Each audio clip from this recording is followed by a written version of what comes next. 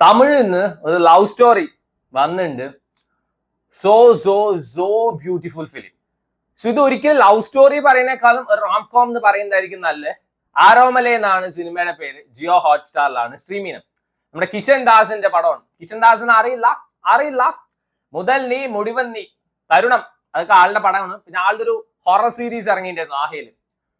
ആള് കിടുവാട്ടോ, literally speaking ആള് കിടുവാണ്. ആൾക്കൊരു ഇന്നസെന്റ് ഫേസ് ആണ്.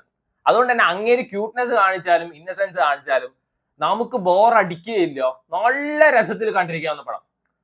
And actually thank you so much for such A wonderful film. അതാണ് എനിക്ക് പറയാനുള്ളത്. കാരണം നമ്മുടെ മെമ്മറീസിനൊക്കെ ഈ ഉണർത്തി വിടും. നമ്മുടെ കോളേജ് ഡേയ്സും സ്കൂൾ ഡേയ്സും ആ സമയത്തുള്ള റിലേഷൻഷിപ്പും അതൊക്കെ നമുക്ക് പെട്ടെന്ന് ഒരു ഗ്ലാൻസ് കൺമുന്നിൽ വന്നു പോണ പോലെയാണ് പേഴ്സണലി എനിക്ക് തോന്നിയത്.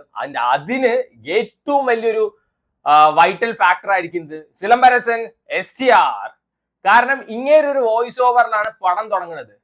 ആൻഡ് അങ്ങേരെ വോയിസ് പിന്നെ അറിയാലോ, അതില് ബ്രേക്കപ്പിന്റെ പെയിൻ ഉണ്ടാവും, ഇമോഷൻസ് ഉണ്ടാവും, ലവ് ഉണ്ടാവും.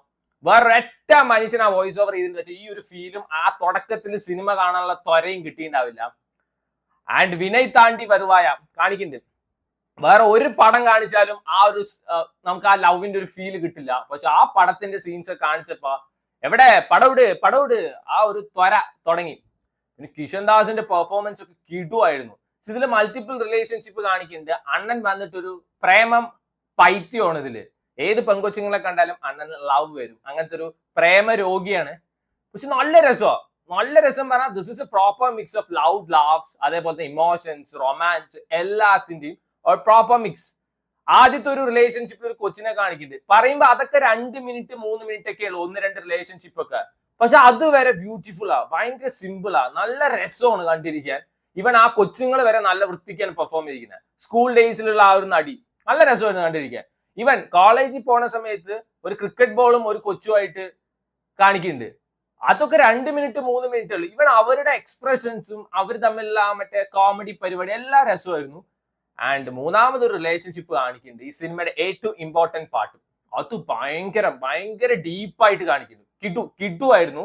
നമ്മുടെ VTV ഗണേശ് ഉണ്ട്, അതേപോലെ തന്നെ നമ്മുടെ കിഷൻ ദാസിന് ഒരു ഫ്രണ്ട് ഉണ്ട്. രണ്ടുപേരും അടിപൊളിയായിട്ട് പെർഫോം ചെയ്യുന്നത്. എസ്പെഷ്യലി ആ മറ്റേ കിഷൻ ദാസിന്റെ ഫ്രണ്ട് ആയിട്ട് അഭിനയിച്ചിട്ടുള്ള ഗായ് കോമഡി ഒക്കെ പെട്ട സാധനമായിരുന്നു. നല്ല കൗണ്ടേഴ്സും എനിക്ക് ഭയങ്കര ഇഷ്ടമായി ആളുടെ പെർഫോമൻസ്. ഇവര് തമ്മിലുള്ള ഒരു കോമ്പിനേഷൻ സീൻ ഉണ്ട്. VTV ഗണേശ് അതേപോലെ തന്നെ നമ്മുടെ കിഷൻ ദാസ് ആ ഒരു ആളുടെ ഫ്രണ്ട് അടിപൊളിയായിരുന്നു.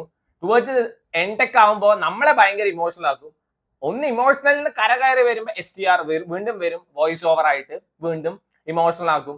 നല്ല രസമാണ്. സോ ആളുടെ മുതൽ നീ മുടിവ് നീ കണ്ടവർക്ക് അറിയാം, അടിപൊളി പടമായിരുന്നു. എനിക്ക് ഭയങ്കര ഇഷ്ടമുള്ള സിനിമയാണ്. തരുണം എനിക്ക് എത്ര വർക്കായില്ല, ഇതും അടിപൊളി പടം.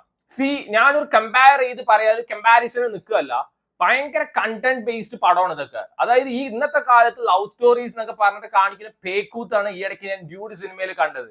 അതിന് 100 കോടിയൊക്കെ കൊടുക്കണം അല്ല കളക്ഷൻ കിട്ടുന്നെങ്കിൽ why not this film definitely deserves more appreciation. Box ഓഫീസിൽ അധികം ക്ലിക്ക് ആയിട്ടോ ഇല്ലെന്ന് എനിക്കറിയില്ല.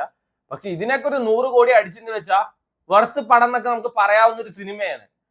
അറ്റ്ലീസ്റ്റ് കാണേണ്ടവർ OTTയിലെങ്കിലും കാണാൻ. ജിയോ ഹോട്ട്സ്റ്റാറിലാണ് സ്ട്രീം ചെയ്യുന്നത്. എല്ലാ ഭാഷയിലും അവൈലബിൾ ആണ്. മാക്സിമം തമിഴ് തന്നെ കാണാൻ ശ്രമിക്കുക. ആ STRന്റെ വോയിസ് ഒക്കെ വരുമ്പോൾ ഒരു ഫീലും കിടുവായിരുന്നു.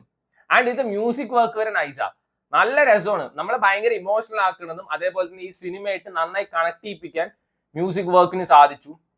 എല്ലാവർക്കും ബോയ്സിനും ഗേൾസിനും റിലേറ്റ് ചെയ്യാൻ പറ്റുന്ന വളരെ നല്ലൊരു പടമായിട്ടാണ് പേഴ്സണലി എനിക്ക് തോന്നിയത്. ചിലവർക്ക് ഇത് ഭയങ്കര ചളിപ്പടമായിട്ട് തോന്നും, അയ്യേന്ന് തോന്നും. ഓരോരുത്തർക്കും ഓരോ പെർസ്പെക്ടീവ്സ് ആണ്. ഞാൻ ക്വസ്റ്റ്യൻ ചെയ്യാനൊന്നും വരുന്നില്ല. സ്റ്റിൽ കണ്ടു നോക്കുക. ഞാൻ നല്ലതാണ് പറഞ്ഞിട്ട് ഹൈ എക്സ്പെക്ടേഷനിൽ പോയി കാണണ്ട.